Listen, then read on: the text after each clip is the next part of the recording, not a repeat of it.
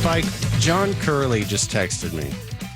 Okay. Now, I love John. Yes, you do. John, Yeah. John and I are good friends. John has been there for me countless times. He's the first person I called when I got divorced was John Curley. Because hi, John. Because, I figure if you're going to call somebody, you call an expert. So I called John. And so John has been there for me. I can't tell you how many times.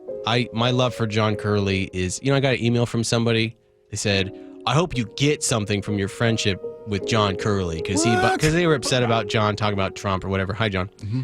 And I sent them an email back and I said, it's not what I get from John Curley. It's what John gives me, right? Nice. You know what I'm saying? That's nice. That John is a very giving and compassionate man. Now, I say all that to say this.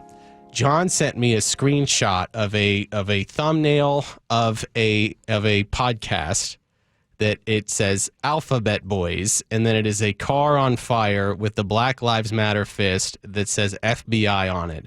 And then it's screenshotted at a particular time. This is indecipherable. I need boomers to understand this.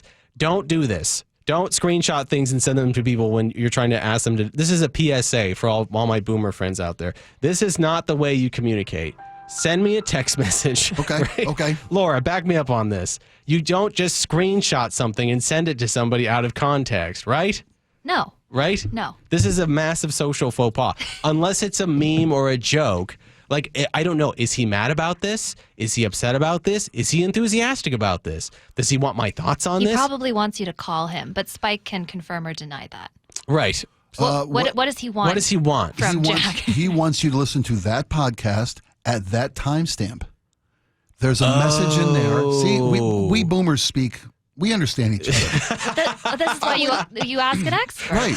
I wouldn't have to tell John how to get across the pass in a snowstorm. Okay. John knows. John and I have shared experience. We're both mid-Atlantic refugees here to the West Coast. Yeah. Right? Yeah. We have similar backgrounds in religious households. Similar athletic prowess. He was once the shining star of his high school team, as was I. Yes. John could have, if they'd have put John in the fourth quarter, they'd have won the state championship. He could probably throw a stake over that mountain. Right. But, okay, so here's the issue. Like, I understand. Here's my other thought about this. I wonder what is at the Alphabet Boys podcast at that time. Well, so now I have to research it. So I type in Alphabet Boys, and I found out that there's this podcast out there where it is secret undercover recordings reveal an FBI operation to infiltrate Denver's racial justice protests in 2020. Alphabet Boys explores federal cops' manufactured crimes. New binge-worthy podcast exposes FBI's role in Denver's racial justice protests. So this is my issue with us talking about BLM. BLM is irrelevant. I'll say objectively. Okay. When Patrice Cullors was exposed with her real estate thing where she was like, of course I have a house in Encino, and of course I have a house in the hills, and of course I have a house in Atlanta. Where's my mom going to live? And of course I'm going to pay my brother a $75,000 a year salary for consultation. BLM is irrelevant as an organization. People need to get off the whole BLM thing.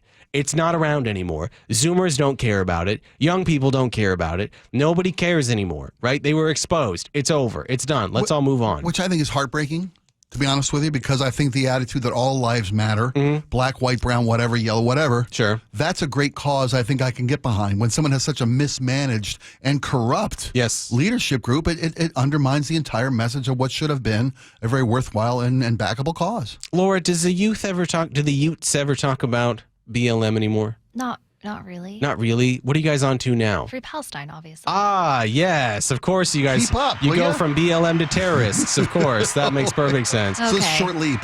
Such a short walk. So, but I think that people, in the same way that poor young woman who was screaming into the heavens when Trump was elected is used as a meme. Yeah, 1,000 times over. That was 8 years ago. Get a new meme, right? Ben Shapiro has relied on a tweet that he made 8 years ago, and he has ridden that into a 7-figure bank account. Facts don't care about your feelings.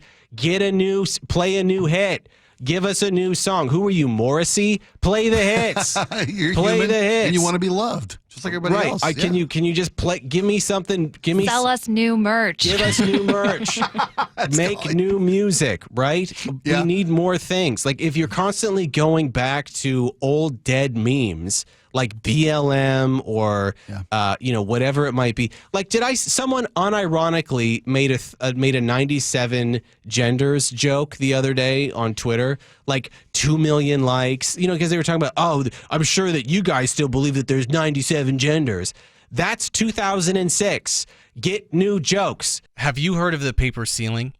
It's a barrier that prevents workers from progressing in their field without a bachelor's degree or a master's degree. I experienced it myself, and I went back to university to break through the paper ceiling and get the salary and the position that I feel I deserved. WGU's College of Business designs its bachelor's and master's degree to keep up with the speed of business through ongoing industry collaboration to ensure the skills you gain are the skills employers value most. Go to wgu.edu to start advancing your career today.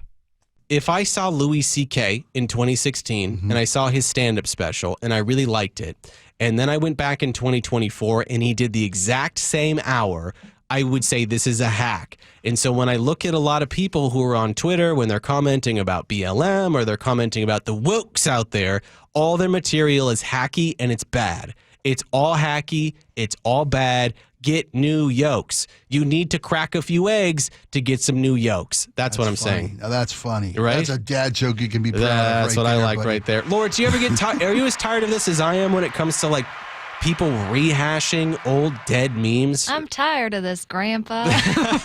Well, that's too damn bad. Right, but are you see what I'm saying?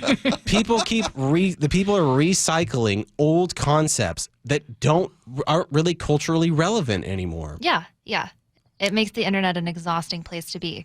And I think this is why Gen Z has gone into such a post-irony place where the memes are like copy-pasted over each other and blurry and pixelated. Deep fried. Yeah. Deep fried memes. Because it's no longer about generating new content. It's about reusing old content. Yeah, and that's just laziness. If I have to hear somebody say the phrase, Democrats believe that boys can be girls and girls can be boys again, and think that that is a cohesive argument, I will leave talking about politics. That is a Careful. That is a 2016 line from conservative commentators. Yeah, but you play the hits people want to hear. When you go to a convention like CPAC, you play the hits people want to hear. So, but this is the equivalent if REO Speedwagon was playing that one hit over and over and over again at every show that they went to. What was that hit? I believe it's time for me to fly. No. I'm talking about people say, look in my baby. And it's something different. Well, you know what it is? People aren't having one-on-one conversations. When which is I where you said that I love you, where you need a meant cohesive that argument. I love you forever, and I'm gonna keep on loving you. Cause it's the only thing I wanna do. I hate you guys. If they don't wanna sleep, I just wanna keep on loving you. If they played that for 6 hours straight, I would lose my mind. And you'd be at a Kansas concert. But it would work in a stadium. And they're playing to stadium crowds. That's fair too. Okay, that's a good argument. That's where nuance loses. Is in a stadium. Okay, the point that I'm making is that I need John to not send me text messages that I can't fully decipher. I'll always be here to help. That's the whole point of the last 8 minutes of my life. Thank you, John. Thank you, John, because I need new material. I'm trying to hear what this is about because what he's saying is the FBI caused and started the violence in BLM. That's what he's saying. Right. So now we have to hold her paradigm. But then John's on at 3, which means I have to wait until 6, and that's my teriyaki chicken time. Well, maybe it's us teasing his show. Maybe that's how John geniusly got us to tease his show. Oh, that devious mastermind, John look Curley. at this marketing genius. God, got to keep on loving John Curley. We'll take a really quick break. We'll be right back right after this.